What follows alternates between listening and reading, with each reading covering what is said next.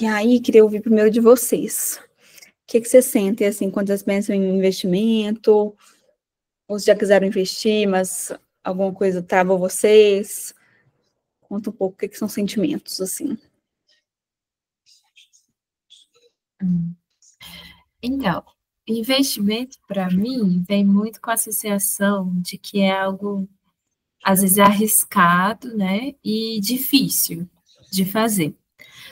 Hoje, eu acho que eu já consigo ter uma percepção um pouco mais tranquila com isso, porque, né, eu comecei já a investir um dinheiro maior de quando eu voltei do intercâmbio que eu fiz, então, tipo assim, né, tinha que pôr esse dinheiro em algum lugar para o dinheiro não sumir, né, porque a gente bem sabe que dinheiro faz assim, né, e ainda estava no processo de mudar de estado, mudar de, né, tipo, sair da casa mesmo, definitivo.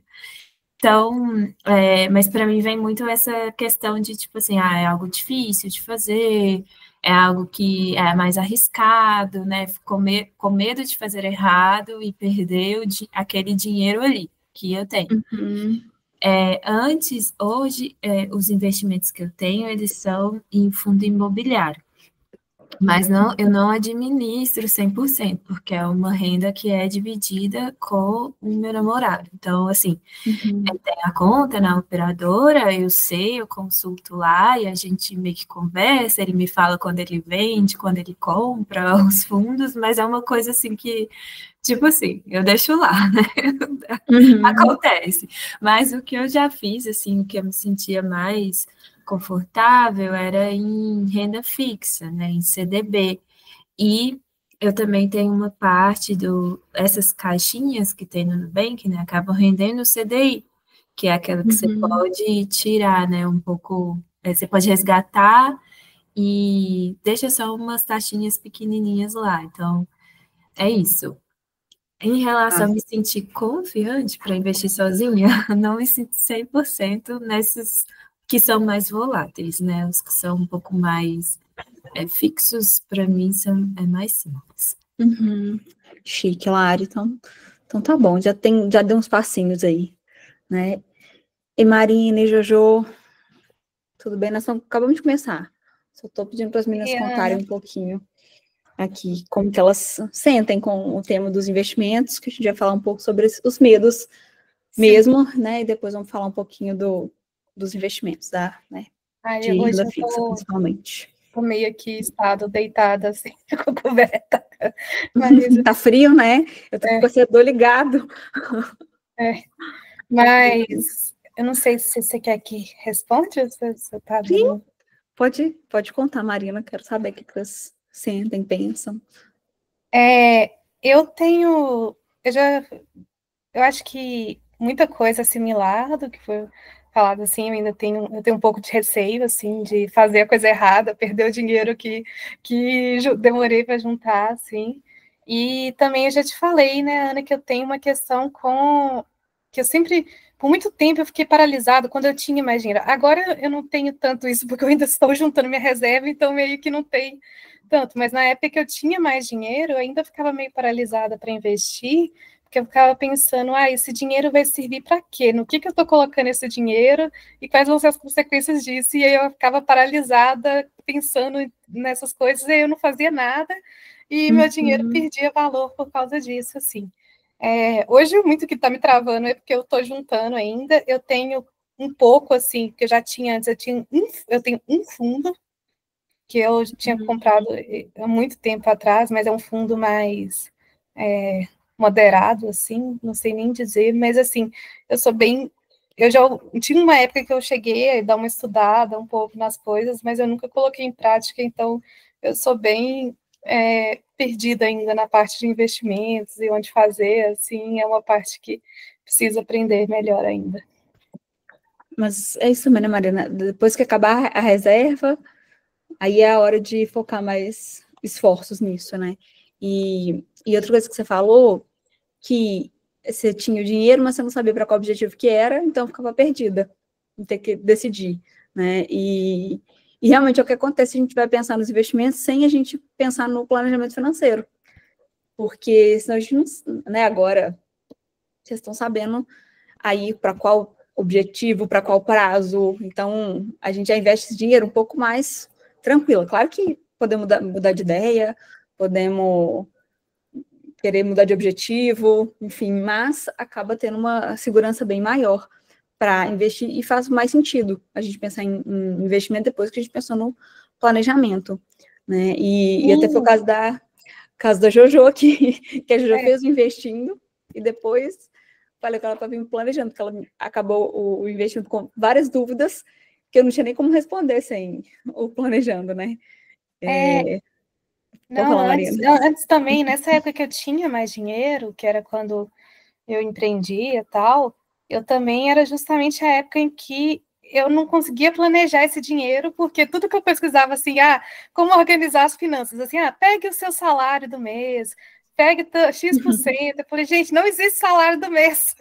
Cada mês eu ganho um tanto. Tipo assim, aí eu começava a ficar preocupada que eu tinha que ter muito, porque no caso de uma emergência eu tinha que pegar, mas era além do que eu precisava, porque às vezes eu falei assim, se eu pegar um projeto que é de 6 meses, que eu vou receber só daqui 6 meses, mas vai ser muito.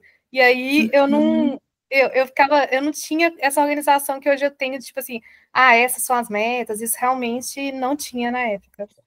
Sendo autônoma é mais difícil mesmo, né, Marina? Precisa de outra área, que é do, né, finanças para autônomos, assim. Sim. Mas beleza. Juju, você quer contar um pouquinho? Dani tá jantando, vou deixar ela quietinha. Não, mas tá. Então conta, Dani. Na verdade, assim, eu tenho zero experiência com investimento. Eu queria ter até com esse mais seguro e mais básico mesmo, que as pessoas conseguem fazer sem tanta complicação, acho que é tesouro direto e tal. Porque eu acho que essa é uma saída muito interessante para mim. Que o meu problema na hora de guardar dinheiro é que eu nunca cheguei no ponto de guardar o dinheiro num lugar, tirando as caixinhas, assim, eu nunca cheguei no um dinheiro no lugar que eu não fosse mexer, sabe? Tipo assim, deixava o dinheiro na conta, tipo assim, vou decidir daqui a pouco, eu vou fazer com ele. Nunca decidi esse dinheiro. Então, eu acho que para mim seria bem interessante isso quando eu chegar nesse ponto. Mas assim, eu não tenho ainda muitos pensamentos sobre isso, porque realmente eu nunca Chegou esse momento. Fase. Mas aí tá bom. Em breve. Então tá bom. Juju, não sei se tá podendo falar ou não. Então tá, vou seguir, depois você quiser aparecer. Gente, são Posso falar sim. É que minha internet não tá muito legal. Inclusive, eu tô ouvindo vocês cortada. Não sei se vocês estão me ouvindo. Tô te ouvindo bem.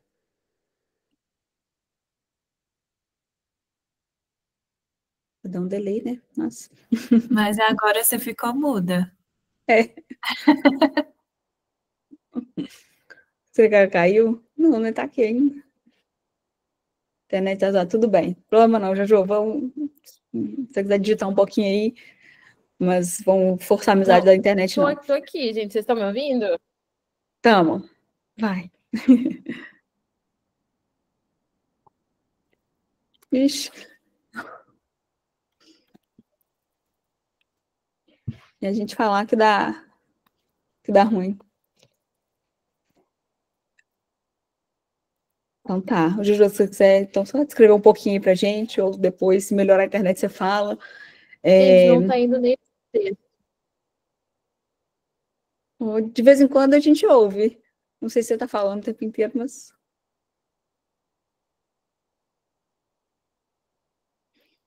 Bom, mas aqui, esse é o primeiro, né, que vocês falaram mesmo, no medo de errar ou arrepender. Claro, é um medo que faz sentido, né? Mas a minha ideia aqui já é a gente evidenciar esses medos e tentar pegar um outro caminho, né? Então, o medo de errar ou se arrepender, primeiro a gente tendo um planejamento, a gente vai saber melhor para que a gente está investindo aquele dinheiro, então isso já melhora bastante. Já peguei vários casos, assim, a gente chegava com investimentos super complexos, a pessoa não sabia nem o que ela queria,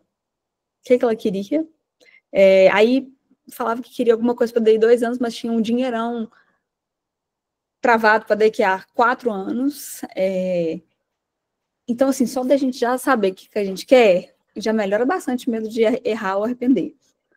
E outra coisa é a gente começar pequeno, né? Então, mesmo que depois a gente vai começar a aprender e tal, mas se não está seguro ainda, eu sempre falo, tipo assim, gente, quem tem dinheiro na poupança ou na conta, eu falo, bota lá no CDB, daí 2 dias você tira, e aí você viu que funcionou, que seu dinheiro está ali. Então, até você ir pegando confiança, coloca para daqui 6 meses, e aí você vê como é que você sente. Então, assim, o errar faz parte também do aprendizado, né? Inclusive, no investindo eu conto, acho que uns 2 investimentos meus, assim, que eu fico, gente, onde eu tava com a cabeça, mas eu tava começando. E eu conto pra vocês não errarem também. Mas é isso. Primeiro é que a gente pode começar pequeno e que a gente sabendo porque a gente quer o dinheiro já melhora bastante. Segundo, o medo de não entender os produtos financeiros, né? Então, não saber exatamente o que está comprando. E aí, existem produtos financeiros simples e alguns muito complexos. A gente pode ficar nos mais simples e que vocês com certeza vão dar conta de entender que vocês fazem coisa muito mais difícil na vida de vocês, tenho certeza. Então, assim, a gente entender bem o básico já vai, assim, de verdade, o que eu acredito a gente sabendo bem um básico aqui, pelo menos da renda fixa, dá pra gente seguir a vida inteira com isso aqui, sabe? Um arroz e feijão bem feito. Então, assim, vocês vão entender, sim, o que vocês estão comprando. Vocês são super inteligentes, porque eu acho que tem um pouco essa mística, né, do mundo dos investimentos, que é complexo, que é um pouco de coisa de homem e de gente que só trabalha com aquilo, e que a gente, né, que a gente mulher não entende, e não, nossa, não mesmo. Inclusive, as mulheres são muito melhores investidoras que os homens, tá? Porque eles são muito afobados, ansiosos, não conseguem esperar as coisas, e faz besteira. Aí o medo de prender o dinheiro e precisar dele. Que acho que ele mistura um pouquinho lá no começo, né? Mas também esse medo da liquidez, né? Tipo assim, nossa, e se eu quiser fazer uma coisa, ou se eu mudar de ideia, enfim.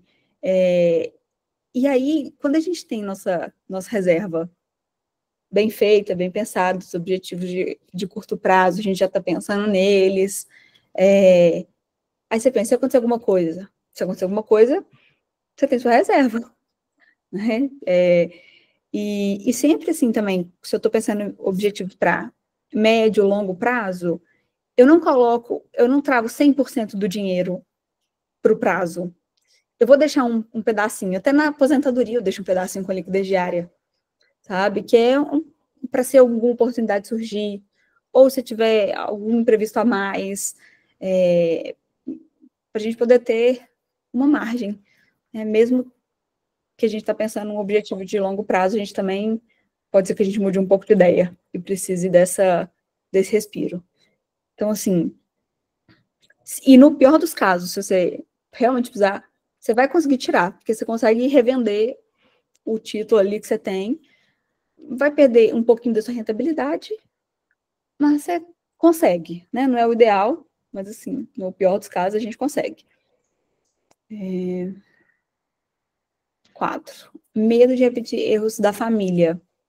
Então, de ter algum caso traumático aí de investimento, sei lá, em empresa, em bolsa, e acabar ficando com medo, e o medo que a gente às vezes não está nem enxergando, né? Que é um pouquinho lá dos preceitos também.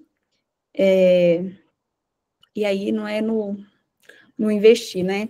É a gente entender que a gente está agora em outra realidade, que a gente está buscando as informações, vamos tentar entender o que aconteceu, o que alguém da sua família errou, né? Para a gente conseguir analisar e não só levar esse medo embora junto, né? E deixar isso travar a gente. Um pouco a lógica dos preceitos mesmo. Mas acontece também aqui nos investimentos. E tinha um outro ponto que eu queria falar, mas não estou lembrando agora. Daqui a pouco eu lembro. O medo de não saber montar uma carteira. Vai aparecendo esse tanto de produto, né?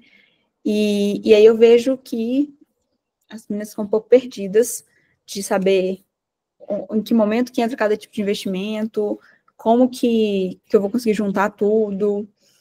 E assim, gente, para a gente ter uma carteira, não é logo no começo, é quando a gente vai pensando, sabe, ao longo do tempo, quando a gente vai construir nosso dinheiro, então a gente vai tendo esse tempo de aprender também.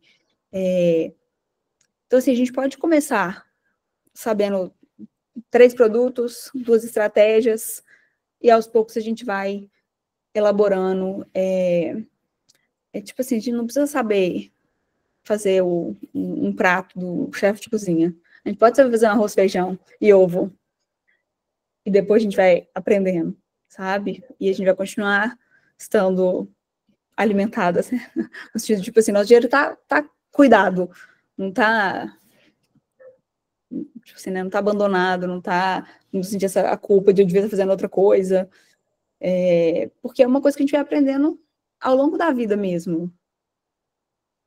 E o que mais? O medo de depender de terceiros, né, de não confiar em ninguém para cuidar do dinheiro.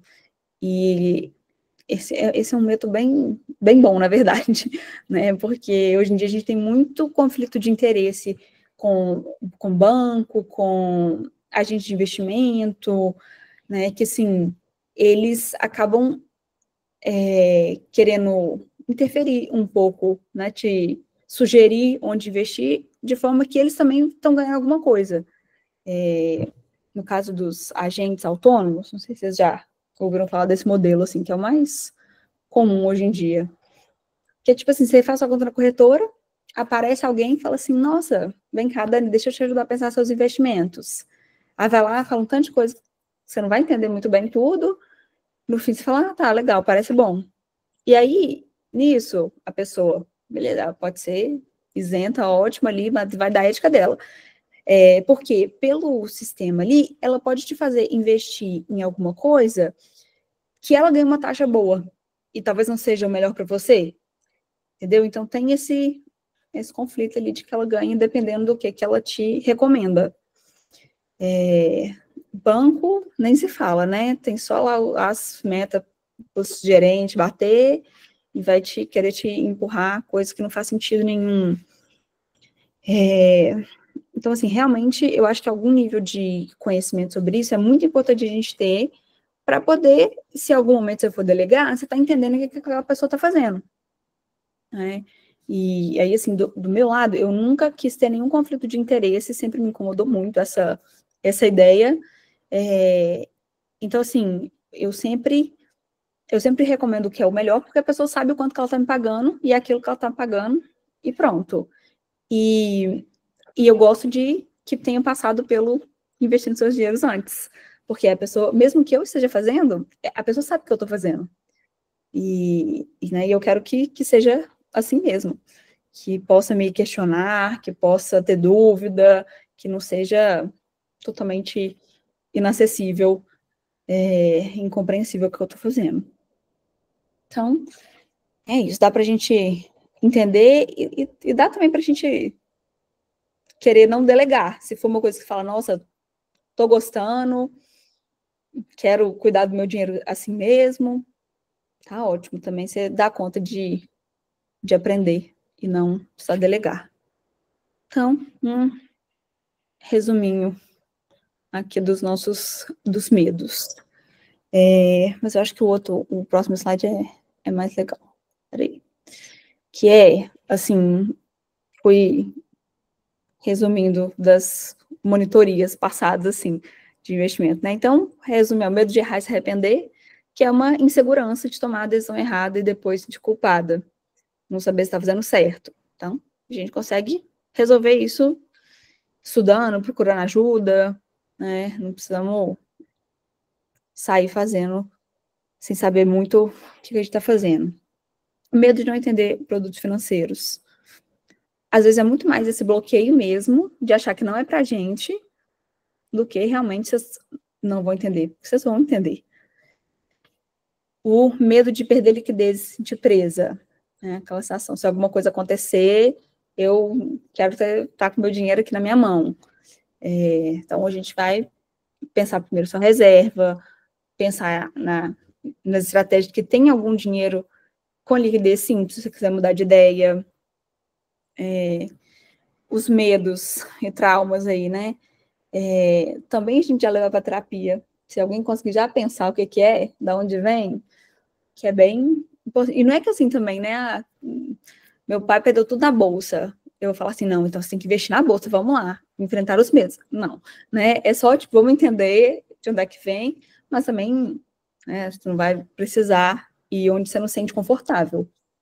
E aí, até por isso mesmo que eu penso bem mais na renda fixa, que eu, né, conhecendo vocês, e vocês que a maioria é bem conservadora, bem com medo, e aí, quando a gente vai para renda fixa, já tem muito menos desse medo na segurança, né, que é como eu vou explicar logo mais. Mas acho que tá bom aqui, né, dessas explicações dos medos. Se identificaram? Então, tá bom. Então, por onde começar? A renda fixa como esse primeiro passo seguro, né? E por que a renda fixa é segura? Na renda fixa, a gente está emprestando dinheiro para o banco ou para o governo e a gente já sabe como e quando a gente vai receber de volta. Então, oposto de quando a gente pensa em renda variável, que o resultado pode subir ou cair sem previsibilidade. O fixo da renda fixa é porque você já sabe qual que é a taxa que está acordada com o banco na hora que você está investindo. Você já sabe o prazo que esse dinheiro volta para sua conta, já está tudo ali programado, assim. Mesmo que exista alguma variabilidade, que eu vou explicar um pouquinho mais daqui a pouco, mas a gente já sabe qual que é esse combinado. E aí, o que já melhora 90% para nós, ansiosos e controladores, né? Que quer saber direitinho o que vai acontecer com o dinheiro, quando é que eu posso pegar ele de volta, enfim. E aí, por que ela é segura? Primeiro, essa da previsibilidade, que a gente já sabe o que vai acontecer naquele prazo. Quando a gente investe em uma renda variável, a gente coloca o dinheiro lá e a gente não sabe muito bem o que vai acontecer, né? Pode ter alguma projeção, enfim, mas não é nada acordado, realmente o que for acontecendo com o mercado. E aqui a gente já sabe. O segundo é a proteção do FGC, que é o Fundo Garantidor de Crédito, que vou explicar mais dele no próximo slide. Mas, basicamente, é que a gente tem uma proteção que se o seu banco, o banco que você investiu lá quebrar, tem um FGC que vai te pagar até 250 mil por banco e até 1 milhão por CPF. Então, assim, no pior dos casos, o banco quebrou, a gente ainda está seguro. E a menor exposição ao mercado, né, que mesmo se a economia oscila, continua gerando resultados mais consistentes do que a renda variável, que a gente já tem noção do que é o combinado. Aí, sobre o FGC, que é o Fundo Garantidor de Créditos. Ele é basicamente um fundo que todos os bancos são obrigados a colocar um dinheiro lá, para que, se algum banco quebrar, tem dinheiro lá no FGC para poder repor o dinheiro daqueles investidores. E aí não são todos os investimentos em renda fixa que tem ele, mas CDB, LCI, LCA e alguns outros. Mas assim, aí você fala, o CDB e minha conta corrente. Eu acho a conta corrente mais segura. É a mesma proteção. O FGC também está protegendo sua conta, a poupança, os CDBs, os RDBs lá do Nubank também estão no FGC. Então, assim, é um mecanismo bem interessante, né? Não é que ele é a prova de qualquer crise, né? Nada é a prova de qualquer crise. Acho que isso também é outra conversa boa, né, da parte dos investimentos, que a gente que tende a ser bem conservadora, né, que é pensar, nossa, no pior dos casos, estou super protegida. Gente, se for o pior dos casos, tipo assim, o governo quebrando, ninguém vai estar, né? Então, assim, mas o FGC é esse mecanismo, ele é super eficiente, aconteceu algumas vezes nesses 5 anos que eu trabalho com investimentos, e todos as clientes conseguiram pegar o dinheiro sem problema, entregou tudo que tinha, mais a rentabilidade daquele tempo. Então, assim, é uma coisa que dá para a gente ficar segura, mas também dá para a gente ir, né? Lá no Investimento tem aula sobre a gente ver a saúde financeira do banco, para a gente não chegar nem perto desse problema, né? O melhor mesmo é nem precisar do FGC. Então, dá para a gente dar uma estudada de como que está a saúde financeira do banco, para a gente tentar evitar os que não estão tão bem assim. Beleza. Gente, dúvidas até aqui? Tá bom, estão falando. Os principais tipos de investimento em renda fixa. O Jojo fala. Vê se agora vocês conseguem me ouvir, que agora eu tô no celular. Sim. Mas desde que eu entrei, que eu comecei a fazer o curso, Ana, meu objetivo virou conseguir tanto dinheiro que que o fundo não vai conseguir cobrir. Então é mais de 1 milhão, sabe? Ótimo, aí a gente começa lá pro tesouro. É isso, amiga, é isso. Meu objetivo virou esse, ó. Vou fazer tanto dinheiro que não vai adiantar ter o fundo. Eu vou passar trabalho se alguma coisa acontecer com o fundo. De tanto dinheiro que eu vou ter. É isso. Sim. Eu falo, uma hora na vida nós vamos começar a preocupar com isso. O limite do FGC nesse banco já tá ruim. Tipo assim, né? Já tá chegando nos 250 mil, então vamos pensar outra. Vamos lá para o tesouro, ou algum fundo, enfim. Mas, assim, acho que até hoje ninguém chegou nesse risco que não. Ou, né, quem já tem clientes mais velhos, claro, né? Mas, assim, aí já tem outros previdência, enfim, que aí eles também não têm essa preocupação direta. Mas é uma ótima meta. E tem lá o Kinvo, que é uma plataforma que eu ensino lá no Investindo, né? Ele vai te ajudando a contar o quanto que você tem em cada banco, né? Para você ficar de olho, assim. Mas é isso. Um dia nós vamos chegar nessa meta. Então, o CDB. Você empresta dinheiro para o banco, e aí o banco vai fazer o que ele quiser lá com esse dinheiro. Não tem nenhuma estratégia assim, não. Ele pode ter liquidez diária ou não, né? E assim, aí vai emprestar, vai te contar mais ou menos quanto que você vai receber de rentabilidade, que é o próximo slide, tá, gente? Então, não estou falando, mas já vou falar dos tipos de rentabilidade. Tem um prazo, tá tudo combinadinho ali, e é isso, basicamente. Não tem muito segredo, não. As LCI e LCA são as letras de crédito imobiliário e do agronegócio, que eu escrevi errado aqui, né? E aí, nesse caso, o banco vai pegar esse dinheiro que você emprestou e precisa emprestar ele para o agronegócio ou para financiamento imobiliário, para construtora, enfim. E aí o governo dá isenção de imposto de renda nesse tipo de imóvel, desse tipo de renda, e aí, assim, tem esse incentivo, mas o que acontece na prática é que eles vão render um pouco menos, tipo, no títulozinho dele, para ficar igual ao CDB. Então, assim, você fala, nossa, incrível, maravilhoso, tem isenção de imposto de renda. É legal, mas, assim, a gente precisa comparar com os que também têm imposto de renda para ver se o líquido realmente está fazendo sentido, né? Para ver qual que realmente está melhor. E, enfim, aí tem calculadorinha, né, lá no Investindo para a gente fazer essa conta.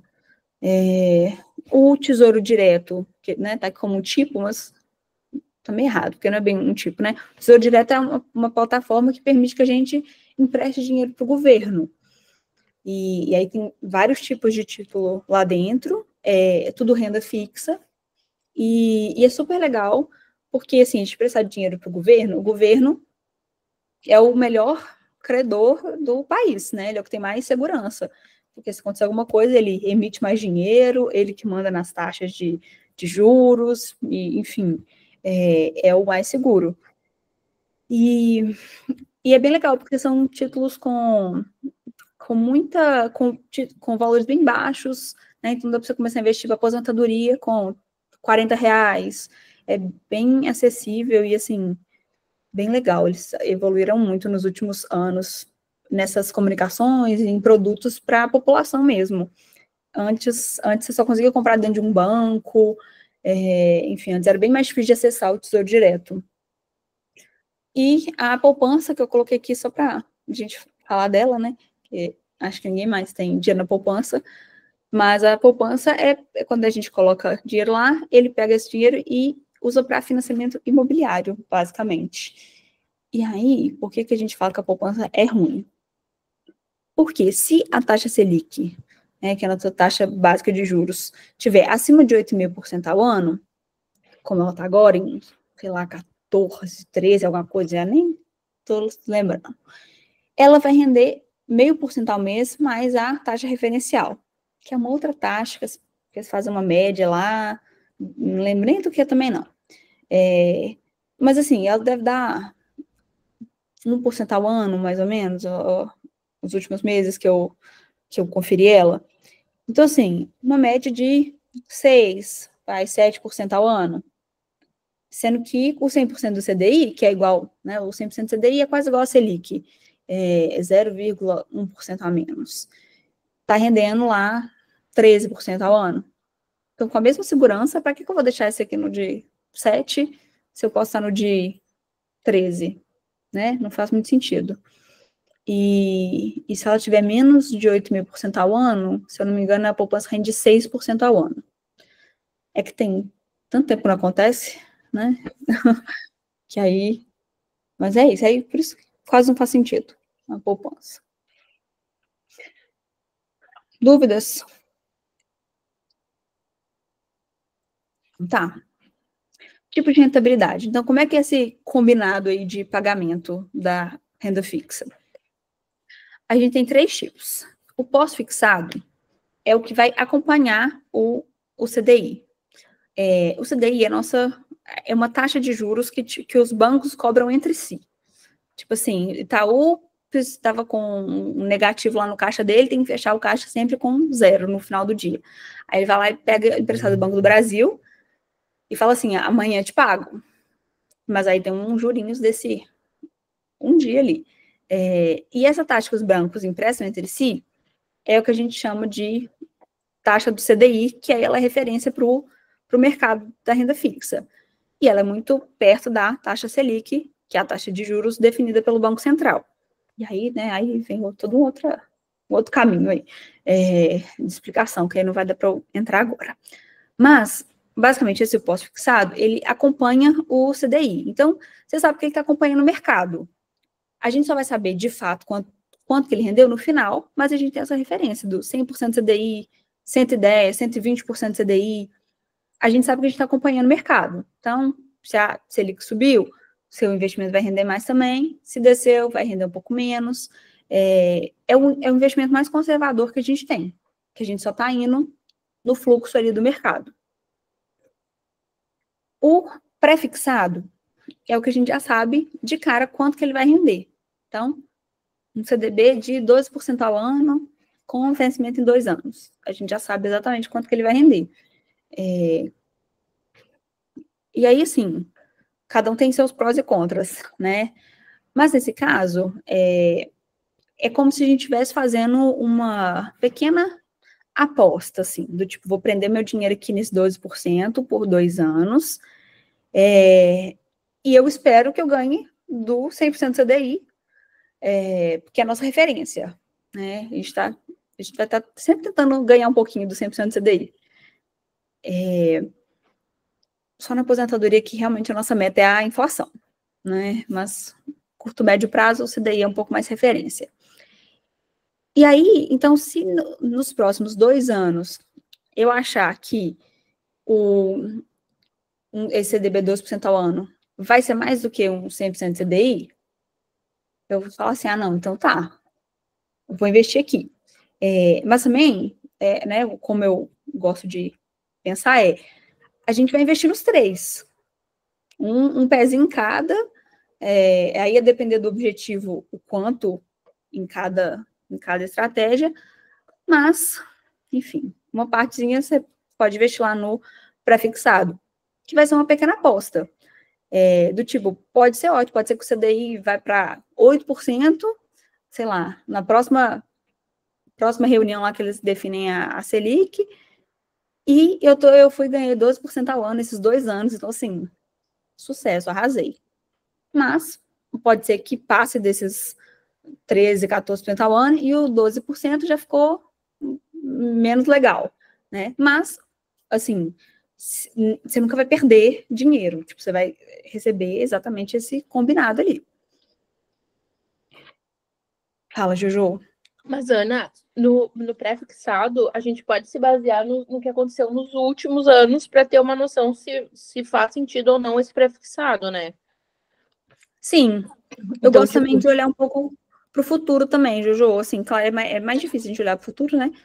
Mas, assim, o relatório do Banco Focus, não sei se você vai lembrar, né? Mas, assim, tem lá o módulo Prevendo o Futuro. Que aí, sabe, dá uma luz, assim, de como que a gente olha o futuro. Mas eu não sei se eu te cortei. Pode terminar de falar.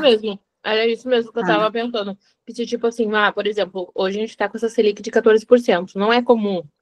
Então, se a gente tiver um pré-fixado que seja em torno disso, faz sentido, assim. Tá. Por agora eu tenho achado que tá fazendo bem sentido. Porque a gente consegue...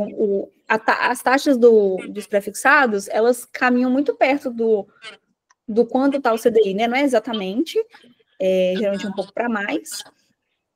E aí, assim, se ela está nesses 14, você acha um CDB de 15% ao ano. E aí, assim, né, bem legal. Bem legal. Pensar, né, o que é e tal, mas, gente, eu não vejo um cenário que 15% ao ano não tá bom. Não, mas eu gosto de pensar que, tipo assim, é uma aposta, mas na verdade tu tá contando carta. Tu não tá apostando real, oficial, cega, assim.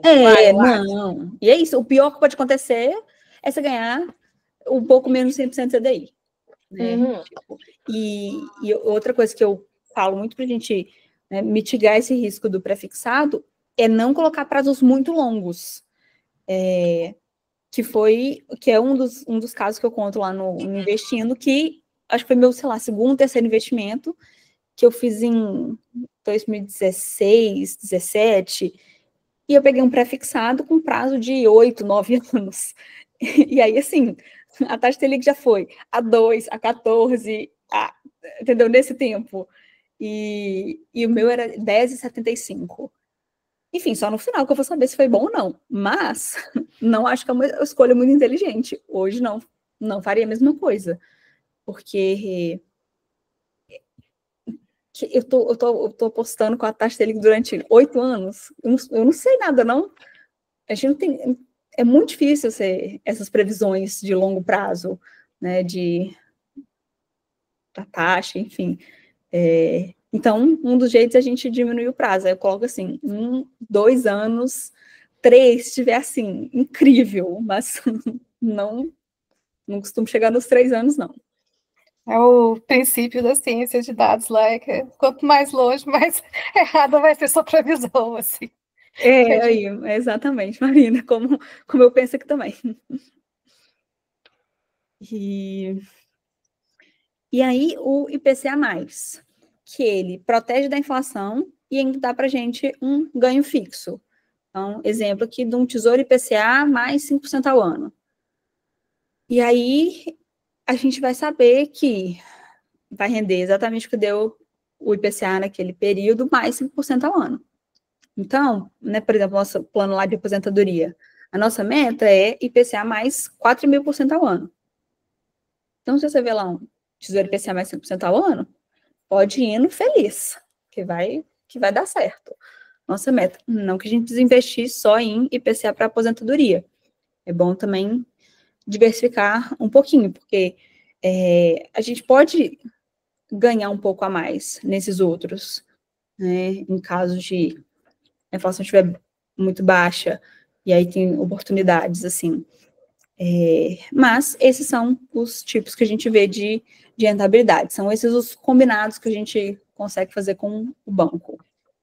Ana, eu cortou aqui para mim. O lance do IPCA mais para aposentadoria, quantos por cento ao ano, tu falou? A meta que eu coloco no plano, Juju, é IPCA mais 4,5% ao ano. Ah, pode crer. Para a inflação. Uhum. Assim, até onde eu consigo enxergar, ela é bastante realista, sabe? Bem assim, com a renda fixa a gente consegue. Né? Claro, podemos ir lá um pouco para a renda variável, você toma um pouco mais de risco e tal, que pode ter mais retorno. Mas, acredito eu que aqui já faz a conta fechar. Diga, Lari.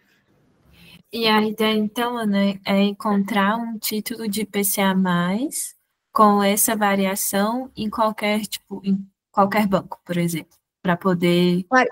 Para começar, é um bom começo. Tá. Mas, à medida que você for tendo mais dinheiro, vai fazendo sentido a gente diversificar um pouco. Sim. Sabe? Mas isso é um bom ponto. Tipo assim, já tem um pouquinho aqui, já quero pôr para aposentadoria, pode ir nesse. Não vai ter erro. Uhum. E aí, para, escolher o banco, por exemplo, isso não precisa ser necessariamente via banco, pode ser via uma corretora, por exemplo. Inclusive, é melhor, geralmente, pelas corretoras. Uhum. Até coloquei uma aqui no final para contar para o CIS dela. Já é agora. Que é a do BTG, né? Pensei em deixar um primeiro passo bem prático, que é a gente abrir conta no BTG Pactual, que é hoje em dia a corretora que eu mais uso, né? Ele é meio banco também, mas, enfim, ele comprou a Orama, que era a minha corretora preferida, assim, e aí eu acho que vale a pena vocês abrir a conta, não vai pagar nada, entra lá nas abas de investimento, procurar um CDB, só para vocês irem entendendo como é que funciona, se já quiser testar alguma coisa. Mas assim, né, não precisa também investir agora, mas só para vocês se familiarizando, porque eu lembro muito a primeira vez que eu entrei numa corretora, e eu fiquei assim, gente, não entendendo nada, ninguém quer que eu entenda nada aqui, e aí, assim, acho que com isso que a gente aprendeu, já dá para ter uma noção, já não estamos saindo do 0. Aí agora eu ia explicar do investindo, mas deixa eu deixar dúvidas. Não, já vou tentar testar essa, então. Show. Aí, tá vendo, gente? Não é impossível de entender, não.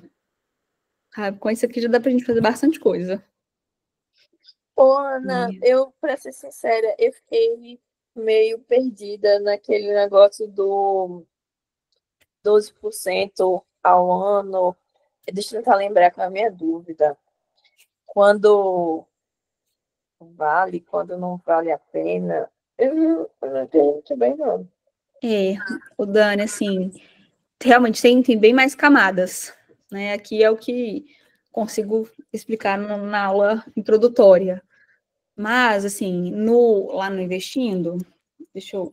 Não sei se eu mostro pra vocês. Deixa eu pensar aqui. O que é a minha lógica lá, né? E acho que eu vou chegar onde você está perguntando.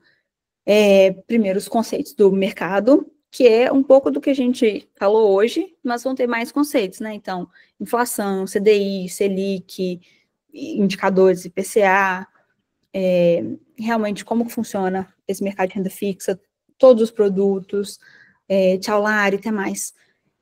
Todos os produtos, todos os riscos, né? Então, isso que você falou, será que...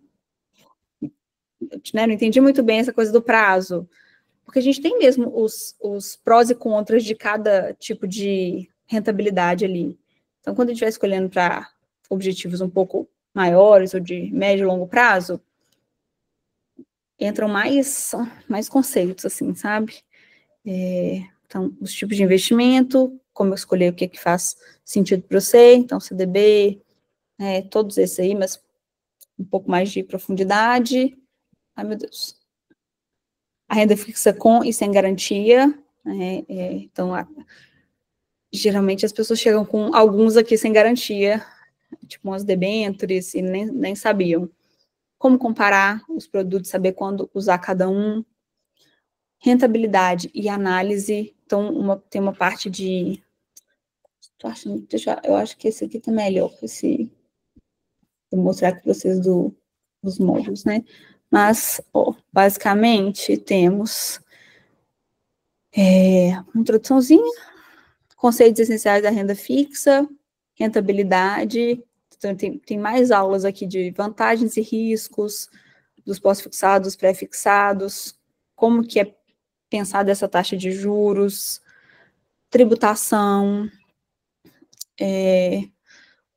todos os produtinhos, renda fixa privada, renda fixa sem garantia, renda fixa pública, então todos os tesouros explicadinhos aqui, os riscos na renda fixa, então aí a gente vai entender os riscos e como que a gente vai mitigando eles, tipo esse exemplo que eu dei do pré-fixado, um prazo muito grande, dá para a gente um risco um pouco maior, né, e aí, enfim, tem explicado aqui. Um pouco de fundo de renda fixa, um pouco é ótimo, né? Tem 30 aulas. Aí depois, aprendendo a fazer as contas, então, aprender um pouquinho de matemática financeira, mas assim, tudo, né, na planilha. Juros reais e nominais, que é para a gente aprender a tirar a inflação da conta, simuladores, e essa que eu gosto dessa aula, que é simuladores na internet, como que eles gostam de enganar a gente. E o prevendo o futuro, que é esse caso ali, né, que hoje eu já estava falando. Então, tem, né, aqui as formas como eu faço. Essa aqui é específica, os perfis de investidor. Aí começa agora uma parte mais prática, né? Então, tipo assim, temos conceitos, um pouco de contas, e depois a parte mais prática. Então, qual que é o seu perfil, por onde investir, como escolher uma corretora, os, né, riscos da corretora. Aí agora que nenhuma dessas mais existe. Tem que regravar essas. Quando usar um investimento em renda fixa, então, curto prazo, médio, como escolher um título de renda fixa, e depois montando sua carteira de investimentos e como gerenciar ela ao longo da vida. E frias e ciladas para você não cair. Também é legal. E aí a gente tem monitoria em grupo, 2, 3 monitorias em grupo, e tem uma monitoria individual no final, que é para a ideia que você vá tentando montar a sua ali como tem de aulas, né, com grupo, temos um grupinho no WhatsApp também de dúvidas, mas que nessa última monitoria a gente termine de montar junto suas carteiras e seus aportes para o próximo ano. E é isso, meninas. Mas assim, né, eu acho que para agora nem faz sentido para vocês, mas era mais para contar mesmo, quando fizer sentido, vocês venham. E é isso. E o da Jojo depois nós temos que conversar, né, Jojo? Fazer uma monitoria extra para conectar tudo agora. Vamos, guria, vamos sim. Mas uma coisa que eu achei bem bom que eu aproveitei dos investimentos, eu não aproveitei tudo porque, enfim, né, tava faltando, tinha um buraco ali, mas uma coisa que eu gostei muito é que a gente começa muito da base, né, Ana? Tipo assim, começa desde, tipo assim, o que é a inflação? O que é? Então, tipo assim, para mim foi construindo esse saber aos poucos para me dar também segurança, porque isso era uma coisa que me pegava muito, quando vinha as lâminas, vinha um monte de informação nos investimentos, que eu, tipo, me pegava já no começo, tipo assim, eu já não sabia o que era CDI. Ah, rende 100% do CDI. E eu com isso. Aquelas, que bom para ele. Então foi bom ter. Eu acho que o curso também dá essa segurança para a gente também cada vez mais ficar que é ciente e também, tipo assim, não, todas as palavras que tem aqui, tu vai saber o que que é, sabe? Então, acho que isso foi bem legal pra mim. Sim, E virei grande fã do Tesouro. E a minha ideia é bem essa mesmo, gente. É tipo assim, pedra fundamental aqui da vida dos investimentos. Então, depois daqui, vocês vão, claro, sempre poder escolher outros caminhos, mas eu acho que o arroz com feijão tá aqui, sabe? Enfim, era tudo que eu realmente eu queria ter sabido antes de começar. E é isso. Gosto dele, mas eu acho que a gente tem que fazer ele quando tá na hora mesmo. Porque é muita informação, e se a gente já não vai querendo aplicar, né, vai ficando solto, a gente vai acabando esquecendo. Então, é isso. Mara. Obrigada. Fala, Jojo. Não, eu queria bater palma. Ah, tá. Então tá bom, meninas. Ana, tô animada, hein? Tô traçando uns planos aí. Quem sabe eu já não entre nesse curso ano que vem. Boa, Dani. Gostei. Achei mais um jeito de ganhar mais dinheiro no trabalho. Trabalhando mais, trabalhando de plantão, mas, né? Já é um dinheirinho a mais. Então, quem sabe eu não consiga Posso estar com vocês de novo aí, ano que vem. Ou no tomara, começo do ano seguinte. Fico te esperando, Dani. Vou lá te perturbar, saber como é que você tá. Ah, nem se preocupe, que antes eu chego lá para lhe perturbar. Então tá bom. Jojo, eu vejo amanhã, né, Jojo? Na monitoria. Isso eu até te mandei umas coisas ali, guria. Tu vai ficar orgulhosa. Eu até mandei umas coisas de planilha que eu mexi, hein? Que isso, que chique. Vencedora das planilhas. Não é pra tanto também. Calma. Mas eu vejo, gente. Nossa, eu tô suando, viu, para dar conta de tudo aqui, arrumando casamento, tentando arrumar minha casa, entregando convite. Mas Meu Deus, é daqui a pouco, Ana. Gente, terminei o site hoje, falta 75 dias. Socorro. Ai, é isso. Mas aqui, aí eu prometo que amanhã eu termino de responder seu e-mail da aposentadoria também, tá? Eu tô atrasada nele. Tá bom. Tudo certo. Tá eu não preciso dele tão cedo, mas... Nossa. Bom, vamos fechar bonitinho. É ruim deixar essas coisas abertas. Tchau, gurias. Então, meninas, beijo. Tchau, Até mais. Ana. Obrigada. Beijo.